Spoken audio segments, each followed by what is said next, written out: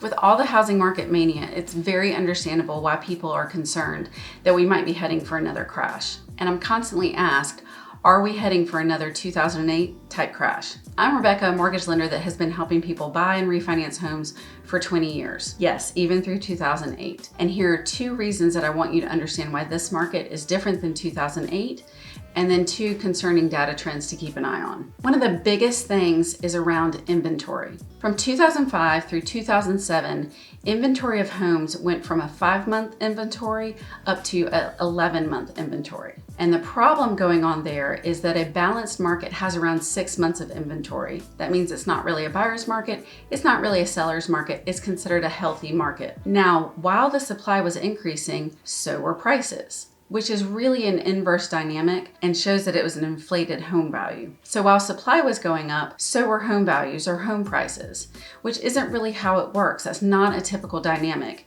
and it shows you how artificial those home values really were. What we're dealing with right now is less than a 2 months inventory of homes. Again, a balanced market is around 6 months of inventory, and we have not had 6 months of inventory in almost 10 years. In 10 years, home buyers have also not kept up with previous levels needed to meet demand. Additionally, millennials, the largest generational cohort, are now buying homes.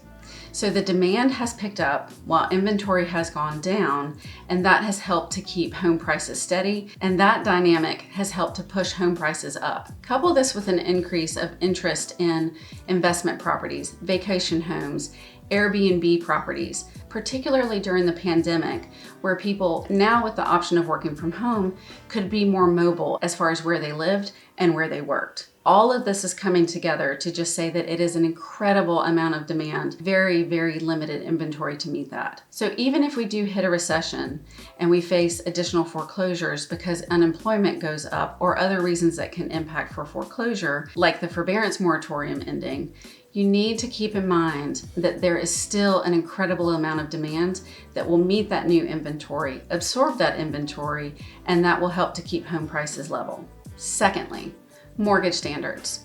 No doubt about it, there were entirely too many loans that were available in the mid-2000s leading up to the home crash that contributed to what happened. You had programs like subprime, where borrowers with very low credit scores or very low documentation in order to purchase the home were getting homes. Additionally, you had loan programs like the pay option arm, which actually trapped people into their mortgage, meaning that when the payments adjusted, they couldn't afford them and the only option out was foreclosure.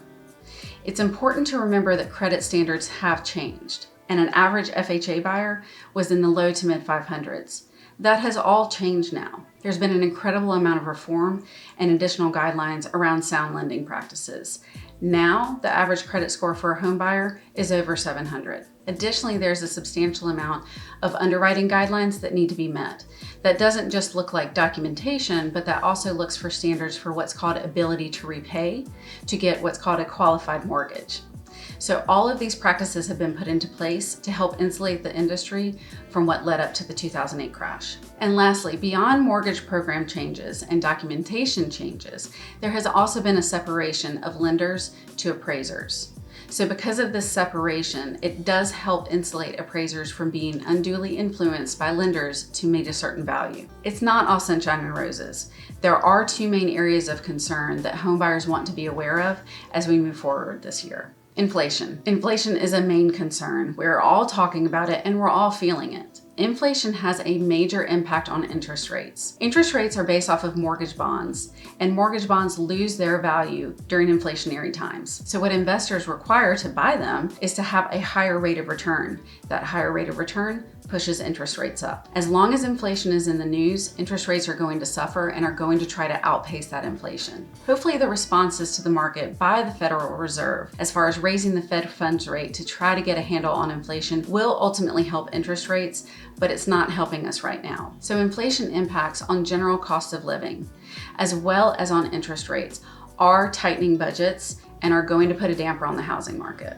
As a result, I think we will start to see some of the skyrocketing home values start to slow.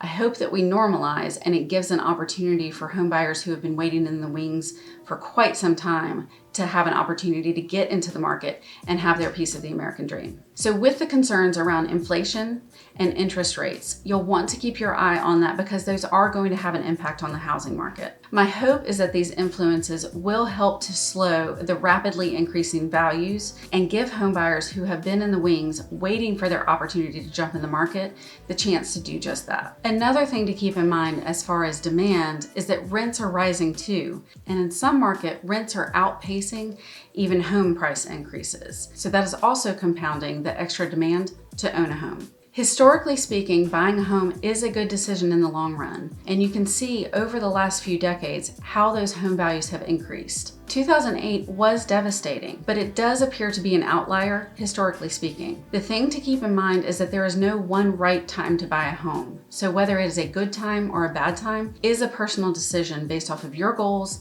and your needs. I encourage you not to get pressured by the market, but to really look at what you need and how long you think that you'll live there. While we can't fix the market, we can be aware of the dynamics at play, what is actually affecting our market, and what is maybe fear-based based off of previous experience or lack of knowledge of the difference between the markets. Be sure to subscribe so you can learn everything you need to know about mortgages, real estate, and how to make a confident decision for your needs.